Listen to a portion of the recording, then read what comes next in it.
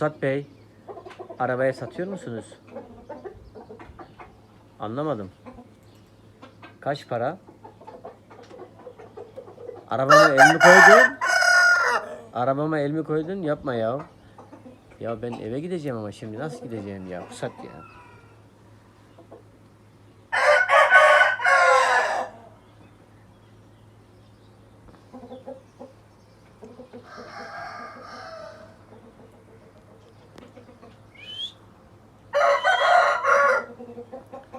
Oğlum.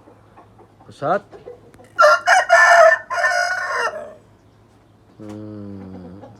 Satmıyormuş arkadaşlar. Arabayı vermiyordu. Eve gitmeye ödünç bile vermiyormuş.